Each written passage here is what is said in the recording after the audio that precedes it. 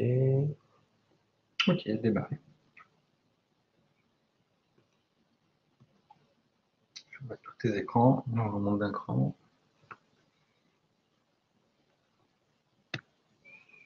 Voilà. C'est bon? Oui. Je ne le vois pas. Oui, il faut que tu enlèves l'écran. On te voit pas. Bonjour à tous. Donc je suis Michael Lich et je suis aujourd'hui avec Frédéric Parisi. Bonjour à vous également. Voilà. Merci de nous avoir rejoints pour un webinaire qui traite du sujet de la structuration des données dans le non structuré, donc dans l'open data, le big data. On va essayer de partager aujourd'hui une petite demi-heure de présentation avec vous pour parler un petit peu de notre expérience et de notre point de vue sur ce sujet-là. Et on vous invite à poser les questions si vous le souhaitez par le chat et on y répondra en fin de session. Donc on va essayer de respecter le timing. Merci beaucoup à vous pour votre présence et à tout de suite pour le sujet. Donc aujourd'hui, c'est structurer vos données pour mieux absorber l'open data ou la donnée non structurée. Donc l'open data, vaste sujet dont Fred va vous parler un petit peu. Donc en open data, on va surtout se focaliser sur l'open data lié aux données sur les entreprises, sur tout ce qui est information B2B. On va retrouver évidemment plusieurs sources. L'INSEE est depuis début 2017 en open data totalement, comme l'INPI, le RNCS, les greffes, le BODAC, le brevet, et puis il y a plein d'autres informations, le SNA, le Service national des adresses, qui vous permet bien d'avoir en temps réel, savoir si le 22 rue du Général de Gaulle à telle ville existe bien.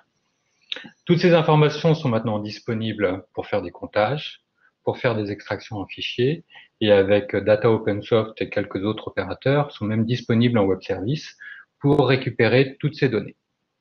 Ce qu'il faut bien comprendre en compte, c'est qu'on va bien pouvoir récupérer des données administratives, géographiques, des données de contact, des données financières, des données de mouvement qui vont nous expliquer comment évolue une entreprise, et même quelques nouvelles données qui n'existaient pas il y a quelques années de cela, avec toutes ces informations, pour pouvoir réellement enrichir son référentiel entreprise, son référentiel client, son référentiel ou même son référentiel en général.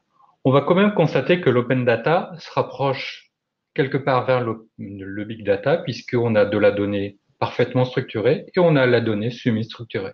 Une annonce légale, la description d'un brevet, c'est une information qui n'est pas complètement structurée et qui nécessite certains retraitements.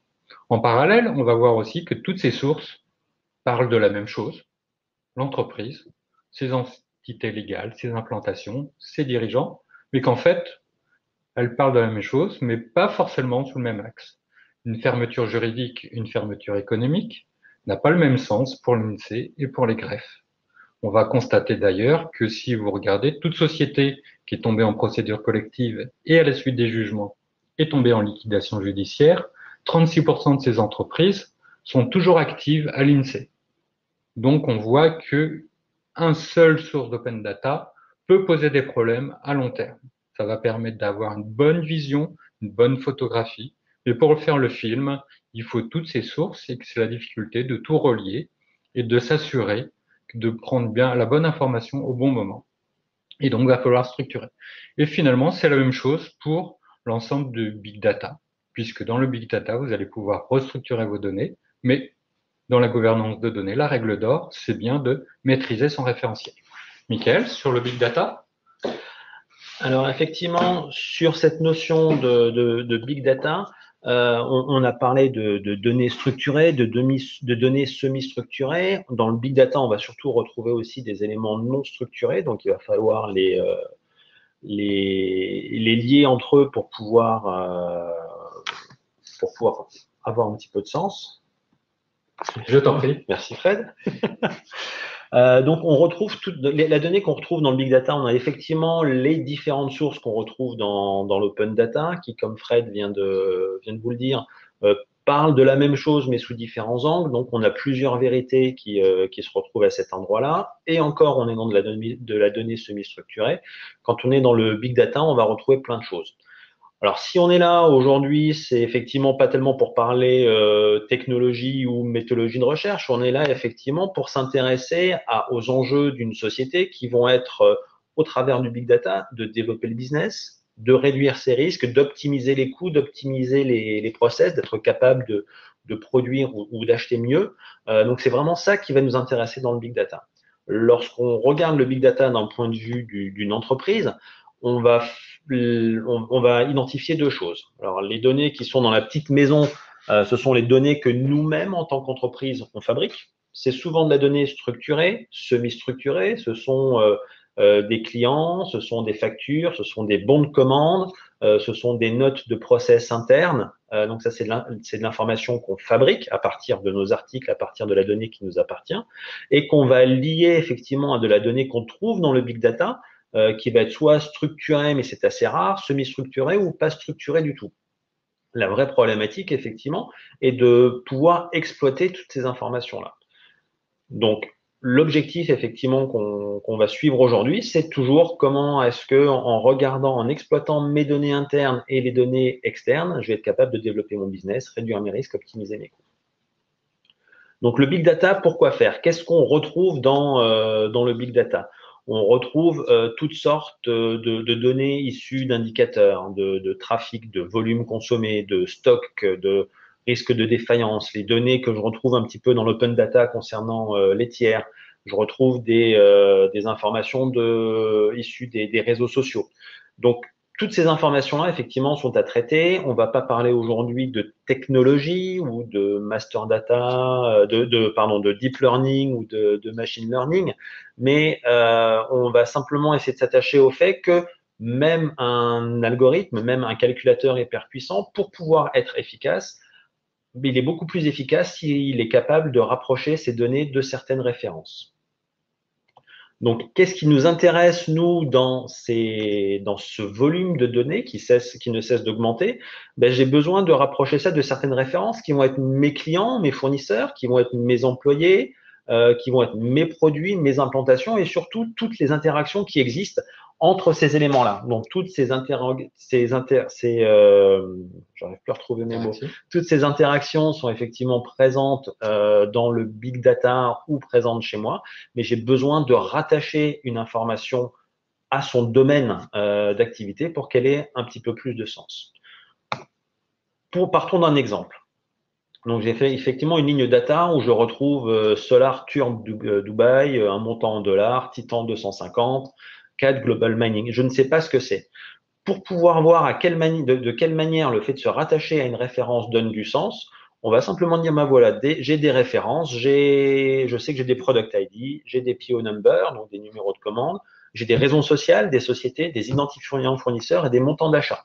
Lorsque j'essaye de rattacher ces données diverses déjà à une référence, à un domaine, ça va être beaucoup plus clair. Si je sais que Titan 250 est un product ID, que CAT 7495 est un product ID, ça me donne déjà beaucoup plus d'informations.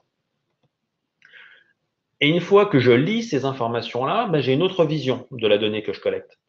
Je vois que Solar Turb Dubaï, finalement, c'est une société qui s'appelle Solar Turbine Europe SA, qui est présente à Dubaï, pour laquelle j'ai un DUNS number, donc un identifiant mondial unique, pour laquelle j'ai un numéro de PO, donc le numéro 20 17 05 11 345, où j'ai commandé un produit qui s'appelle Titan 250 pour 3 250 000 $.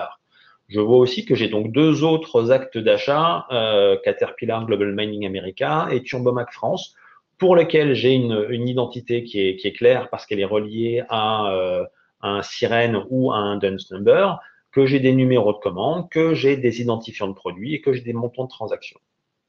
Donc là, on vient de voir qu'en liant de la donnée à une référence, j'ai déjà une lecture qui a beaucoup plus de sens. Et si on parle simplement techno, le fait d'expliquer à un calculateur, donc à un ordinateur, que Titan 250 est un product ID, on va gagner un temps fou sur la masse, sur le temps de production, plutôt qu'il se rende compte que Titan 250 est un produit lui-même. Donc voilà effectivement le premier point. Maintenant, une fois qu'on a cette information-là, on est capable d'aller plus loin. Donc, c'est vrai que le métier d'Altares, Dun & Bradstreet, on n'en a pas parlé en introduction, mais vous le connaissez, c'est donc de collecter toutes les informations sur les entreprises et de les lier entre elles, donc de définir cette notion de vérité au sein d'un référentiel tiers ou au sein de votre donnée sur les sociétés. Donc, quand on a le DUNS number, on a l'information qu'une société est active et inactive, et on a aussi les liens capitalistiques, à qui elle appartient. Donc maintenant, si je remonte ces liens capitalistiques à partir de l'information que j'ai trouvée directement dans le big data ou dans l'open data, que je la lie au référentiel et que je l'exploite, ben, je me rends compte que Caterpillar Global Mining, chez qui j'ai dépensé 479 000 $, appartient à Caterpillar Global Mining à Milwaukee, qui appartient à Caterpillar Inc. à Deerfield aux USA.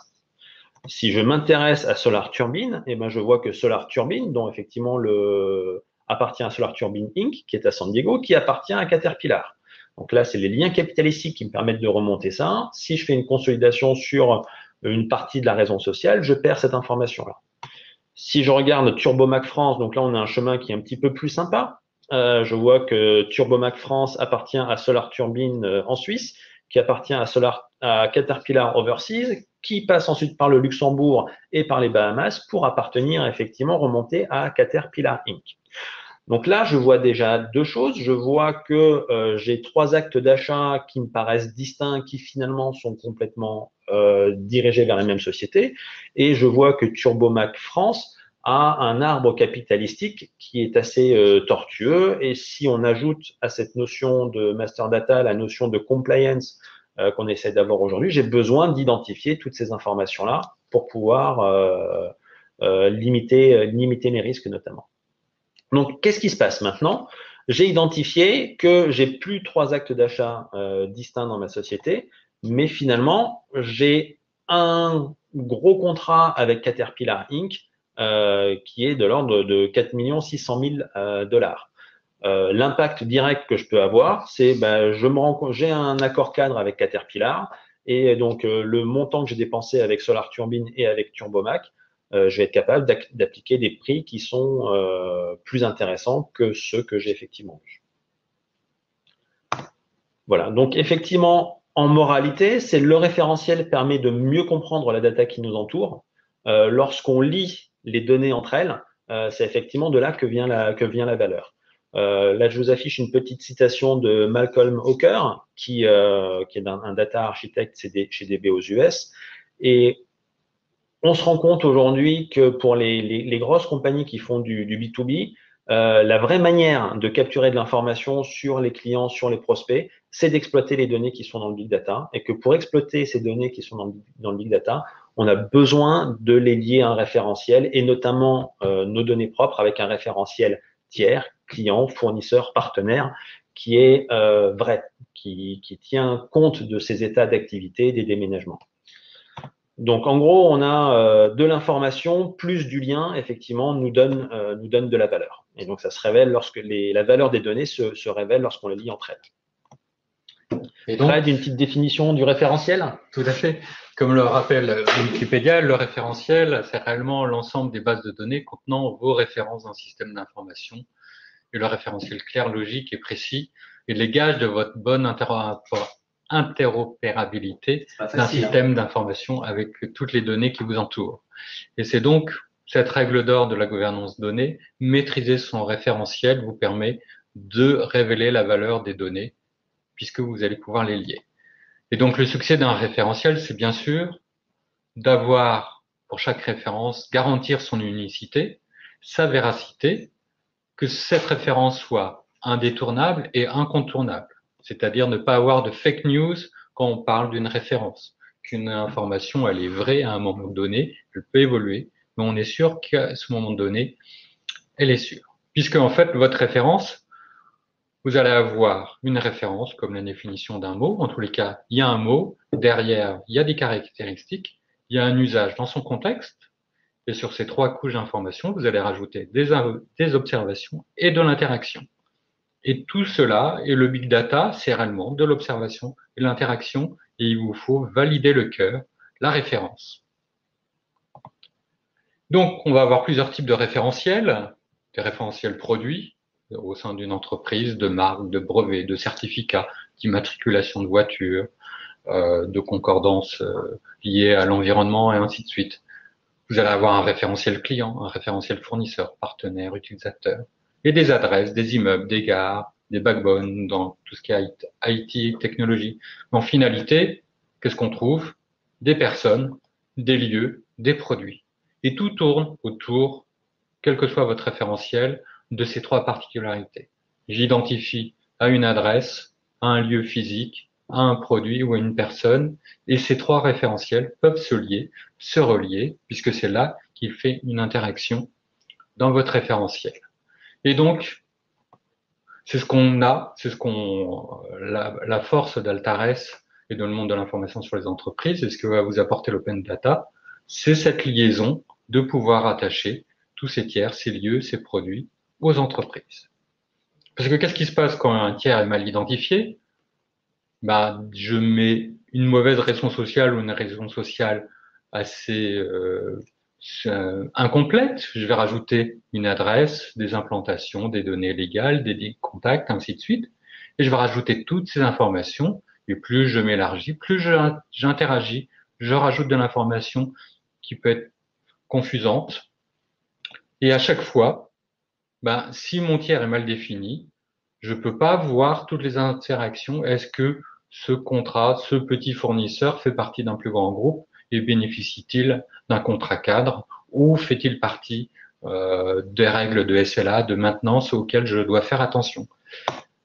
Et donc, si le tiers est mal identifié, vous perdez en lisibilité, vous perdez en synergie et vous augmentez votre risque fournisseur, votre risque client et vous ne réussissez pas à construire réellement un bon référentiel et à mettre en place des outils de deep learning qui va vous permettre d'aller plus loin et de comprendre toutes ces interactions, ces observations et d'agir dans le bon sens.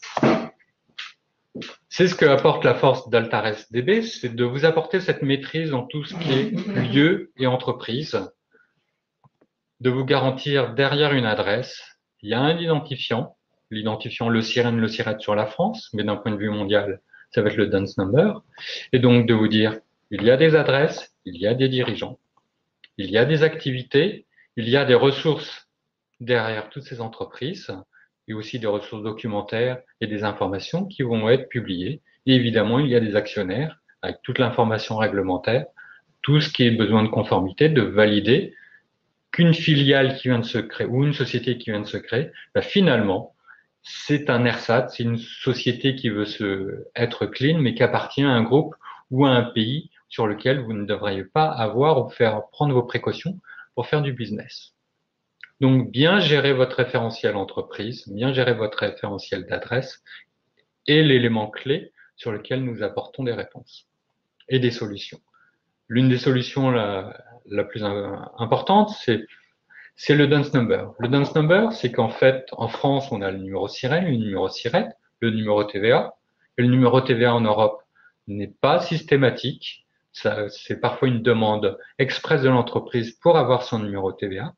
Donc sur la France, c'est d'office, la Belgique également, mais l'Allemagne, c'est pas du tout le cas. Et dans les autres pays, on va voir différents identifiants qui ont chacune leurs propres règles de gestion, de vie, ainsi de suite.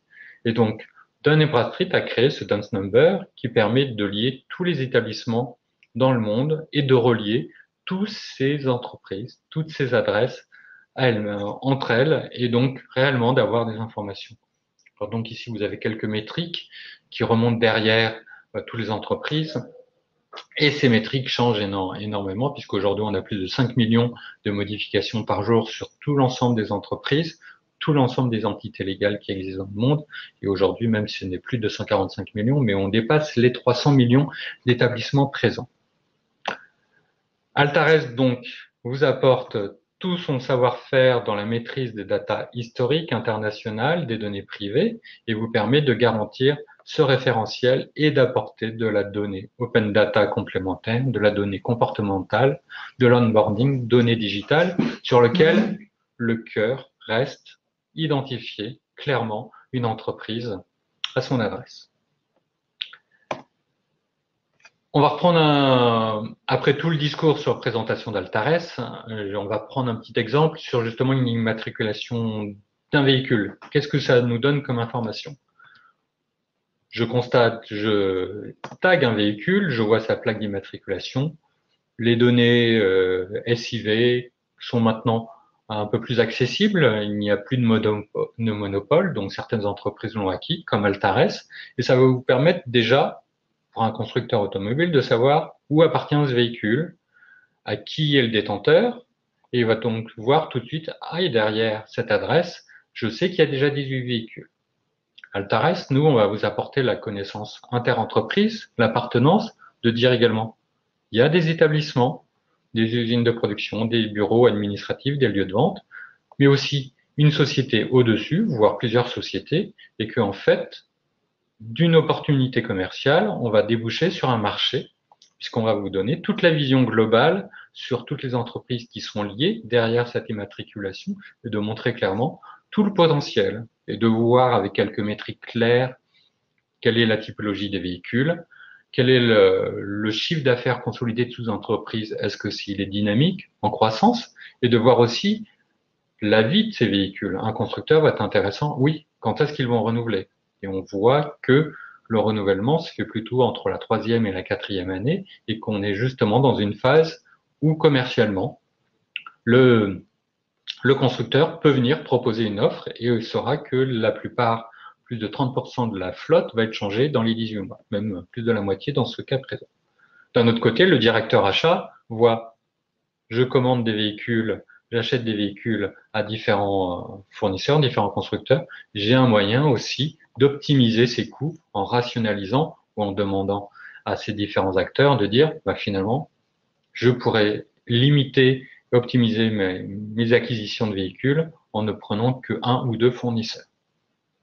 Donc voici un exemple concret, bien précis, d'une information unitaire avec qu'on peut rajouter et qui est lié à votre référentiel. Là, en plus, on prend un référentiel mobile, le véhicule, mais qui est rattaché à un moment donné, et ce référentiel entreprise va bouger. L'information qui est présente sur votre carte grise, si vous déménagez dans l'année ou si votre société est rachetée, la carte grise ne bougera pas puisque ça a été le véhicule en lui-même qui est cédé à la société absorbante et il n'y a pas l'obligation de refaire, dans ce cas-là, la carte grise. Donc, quelque part, la carte grise, au bout de 3 ans, le véhicule a peut-être changé d'établissement, a été déménagé, ainsi de suite. Et si vous lisez l'information uniquement la carte grise, ça ne va pas puisque votre référentiel entreprise va bouger. Et Altares va vous permettre de suivre, de chaîner tous ces mouvements et de vous donner une vision claire au jour J sur l'entreprise. Donc, c'est que pour nous, notre conviction, c'est pas juste vous alimenter en données intéressantes, c'est de vous apporter et de vous assurer que votre référentiel tiers est juste pour que vous fassiez la différence sur la data justement qui fait la différence. C'est la vôtre. C'est celle où vous avez apporté vos interactions, vos observations et de savoir quels sont les axes d'influence entre les personnes, les lieux et les entreprises et les produits que vous vendez. Et c'est là où vous allez pouvoir agir en respectant cette règle d'or du référentiel, avoir un référentiel clair et bien maintenu. Voilà, c'était la présentation générale sur notre présentation sur le webinaire, comment mieux structurer l'open data, de faire attention et aussi de bien entreprendre toute la captation, la collecte de données big data qui va enrichir vos référentiels et donc de bien prendre cette vision que c'est la valeur des données ne se révèle que lorsqu'on les relie entre elles et la liaison doit se baser sur un référentiel clair. Nous sommes à l'écoute de vos questions. Voilà, merci Fred. De rien, Michael. Donc, si vous avez des questions, n'hésitez pas à les poser sur le chat. Et on va rester là encore quelques minutes pour y répondre.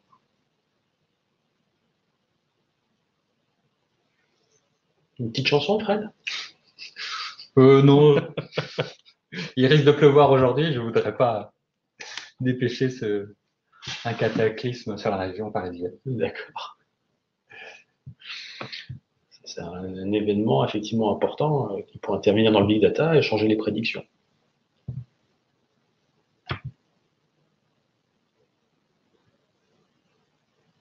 Bon, ben écoutez, parfait. J'ai l'impression qu'effectivement les messages ont été suffisamment clairs. En tout cas, merci beaucoup pour votre participation. J'espère effectivement que, enfin, pour résumer la valeur,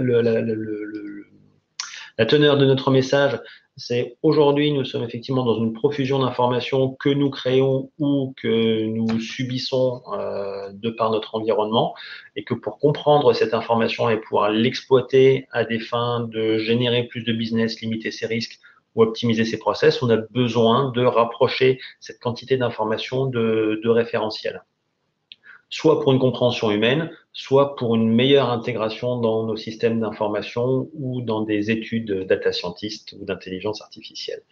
Voilà un petit peu le message qu'on voulait faire partager avec vous aujourd'hui. Une question. Oui. Restituez-vous les données open data collectées sous forme structurée à vos clients? Oui, en effet. Donc, sur l'open data, nous, on récupère bien l'information open data issue de l'INSEE, du BODAC, des greffes. On va quand même nous contrôler et valider, puisque l'information qu'on reçoit de l'INSEE, comme je disais, la différence entre fermeture juridique et une fermeture économique, il y a une différence de taille, ça va pas être au même moment, donc on agrège, on collecte et on met des règles de gestion qui vont compiler ce genre de données pour vous diffuser la bonne information, la plus juste, la plus fraîche. On va aussi en conclure d'autres règles.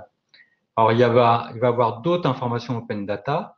Notre univers, on reste bien dans un univers où on apporte le socle identitaire de base qui vous permet bien de compléter ces informations. Si demain une information open data, par exemple le cadastre, la parcelle cadastrale à laquelle est située l'entreprise, données que nous ne gérons pas, que nous ne surveillons pas, mais du fait qu'on a bien l'information de positionnement de l'entreprise, de où elle se situe, on est en mesure de vous rattacher cette information. D'accord. Voilà. Donc, il y a plein de multitudes de données structurelles open data qui rentrent dans nos règles de gestion, et toutes les autres que l'on voit, que l'on constate, on les sirétise. Donc, sirétiser, ça veut dire qu'on revalide les brevets, les marques. Toutes les entreprises ne mettent pas leurs sirènes, ou leurs sirènes qui ont été mises, c'est parfois celle du cabinet d'avocats, et donc ne décrit pas réellement quelle est l'entreprise derrière. Nous, on va faire ce recadrage pour s'assurer c'est bien telle entreprise, c'est bien telle société, et en plus ça appartient bien à tel groupe, pour que vous ayez cette information complète et une meilleure vision du marché. Donc oui, on intègre des sources open data dans notre gestion quotidienne des données, et ce qu'on rajoute, c'est cette notion de classification et d'identification pour sortir l'information qui a du sens. Si on reprend l'exemple que tu as cité tout à l'heure sur l'INSEE, il y a entre 200 et 300 000 sociétés qui sont aujourd'hui toujours ouvertes à l'INSEE et qui sont fermées parce qu'un tribunal de commerce a décidé qu'elles n'avaient plus le droit d'exercer une activité économique. Oui. Si on prend l'INSEE, on a effectivement j'ai une entreprise qui est ouverte. Si je prends le tribunal de commerce, j'ai une entreprise qui est fermée. Nous, on va prendre la meilleure des sources pour pouvoir vous donner une information qui a du sens. Oui. Et toute donnée open data qui n'est pas dans notre cœur de métier, on la raccroche, on peut vous la restituer et l'enrichir et vous donner cette vision. On a une autre question effectivement sur la présence sur l'intégration de données de présence sur les sanctions internationales. Donc je crois que cette question a attrait à tout ce qui est les problématiques de compliance de loi Sapin 2. Donc pour répondre à cette solution-là, oui. Pour répondre à la problématique de compliance de loi Sapin 2, on a besoin d'identifier nos tiers, d'identifier les bénéficiaires effectifs. Donc, avec cette donnée sur les tiers, je sais quelles sont les sociétés avec lesquelles je travaille. Comme si je lis ces informations-là dans mes ERP, je sais quel est le montant de business que j'ai avec elles. Si mon information est bien structurée, je sais depuis combien de temps je travaille avec elles, je suis capable d'établir une cartographie des risques. À partir du moment où j'ai établi cette cartographie des risques, je sais avec qui je travaille, qui est le dirigeant de la société, à qui cette société appartient et qui sont les bénéficiaires effectifs ultimes. Une fois qu'on a toutes ces informations-là, on travaille aujourd'hui avec un partenaire qui s'appelle Dow Jones, qui va nous apporter de l'information sur les listes de sanctions internationales. Donc, je vais être capable de vérifier si une société ou un nom de personne est cité dans ces listes de sanctions et en retirer un écho. Je vais pouvoir confronter également ces informations-là aux listes de personnes politiquement exposées et je vais être capable de regarder également la presse négative.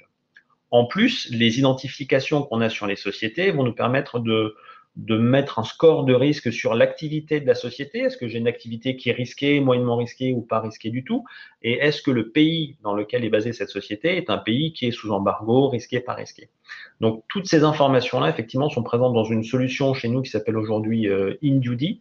Donc, je vous invite à aller vous renseigner un petit peu sur cette solution-là. Et il y a Laurent Luce qui fait des webinaires sur le sujet-là pour expliquer un petit peu la manière dont on croise l'information référentielle, master data, avec cette information dynamique également des listes de sanctions.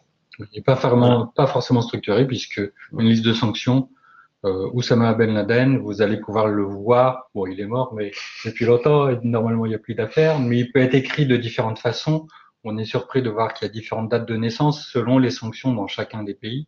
Ils ne vont pas écrire des différences. Et donc, tout ce travail de liste de sanctions, c'est aussi de rapprocher le savoir-faire et notre savoir-faire, de dire, OK, est-ce que ce qu'on appelle, est-ce que c'est réellement lui ou c'est bien un homonyme que l'on constate? Voilà. Donc c'est vrai qu'on est sur une matching de fuzzy logique. Donc on est capable de gérer le taux de matching entre l'écho qu'on va avoir et le nombre le nombre de hits qu'on souhaite traiter. Plus on est souple sur cette fuzzy logique, plus je vais avoir d'écho, plus je suis précis, moins je vais avoir d'écho. L'AFA indique effectivement qu'il ne faut pas un matching à 100%, ça c'est illégal.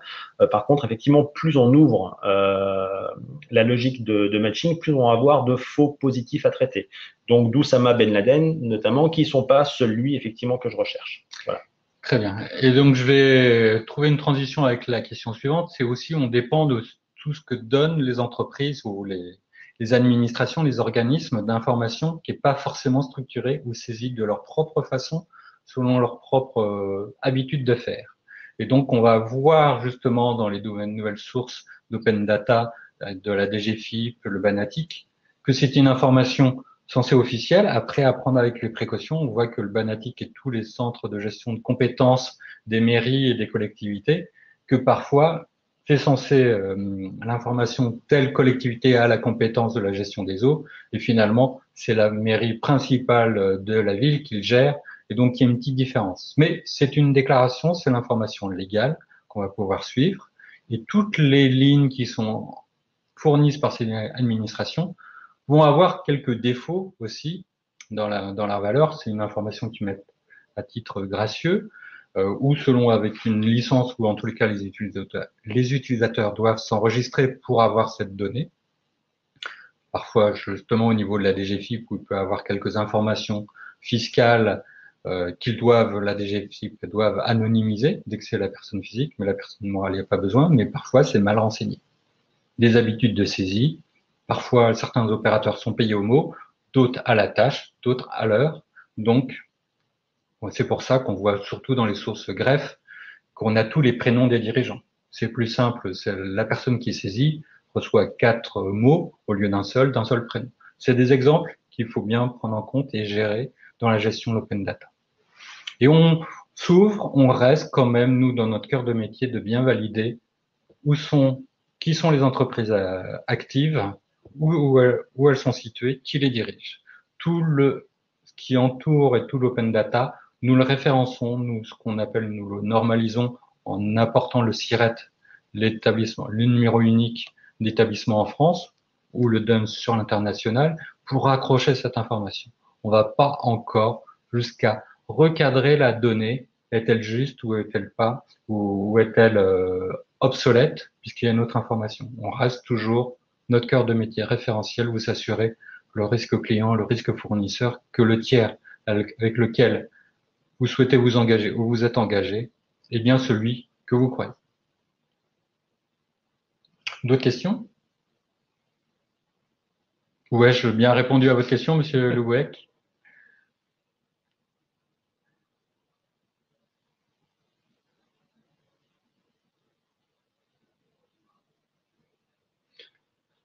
Bah, parfait, merci Fred, merci à vous tous pour votre participation. On va continuer à faire des webinars de manière régulière sur différents sujets, notamment d'autres sur le sujet du MDM. Bah, on vous remercie pour votre participation, votre disponibilité. On vous dit à une prochaine fois. Ah, question Ah, piège. une question piège. Une dernière.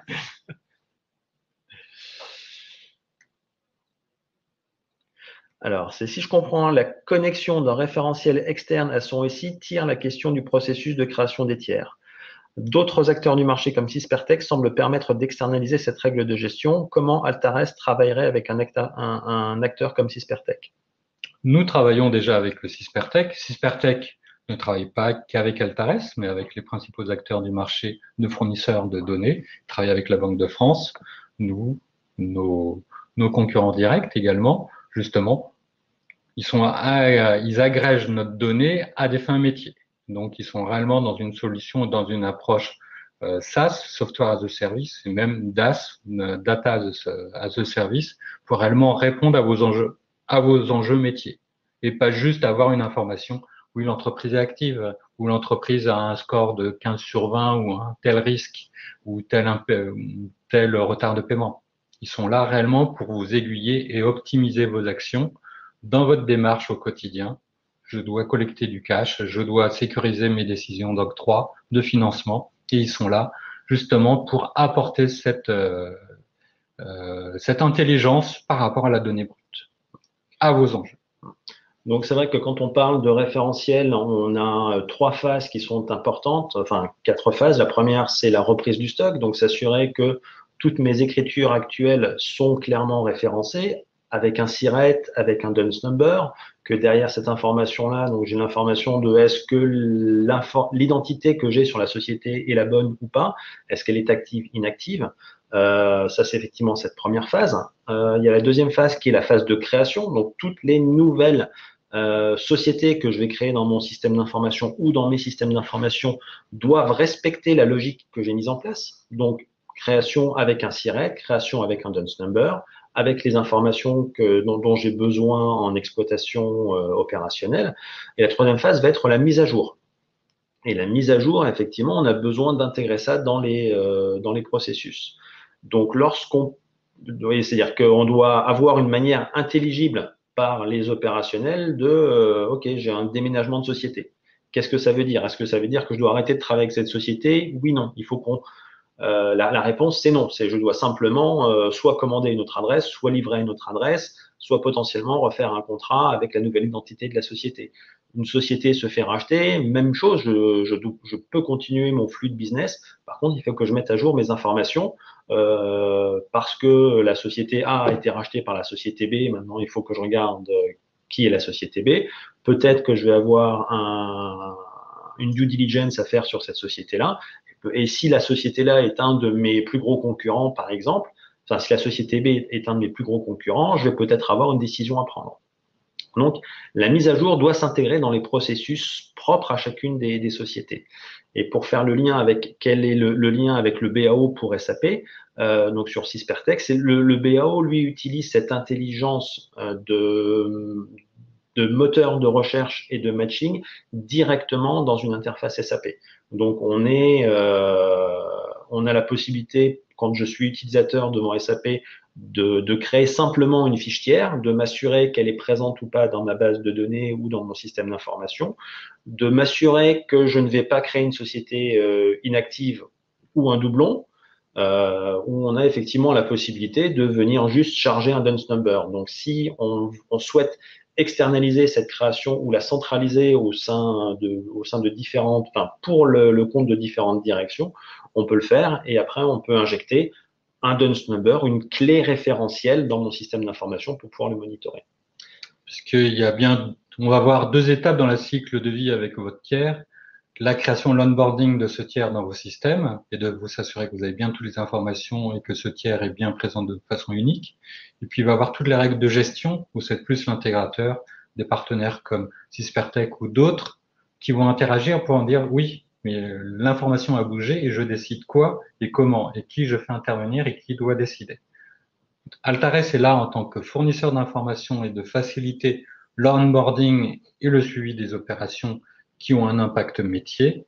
Les intégrateurs tels que Syspertech sont là pour accompagner nos clients pour justement mieux décider sur ces actions.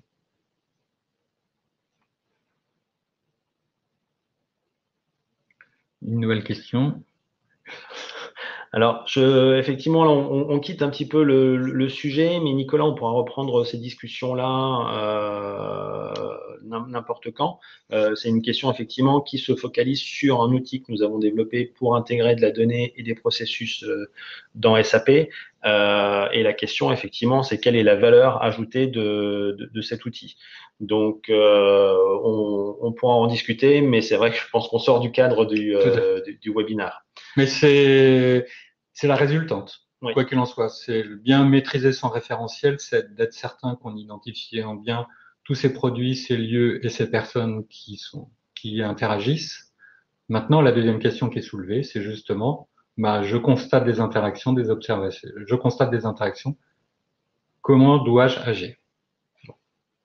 Ça sera donc dans un prochain webinaire. Mais sujet intéressant, effectivement, de l'externalisation des processus pour la gestion de mon système d'information.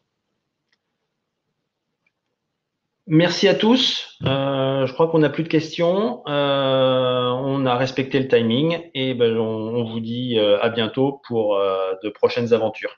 Merci beaucoup. Au revoir. Bonne journée. Merci. Au revoir. On se fait la bise, Fred? Oui, allez.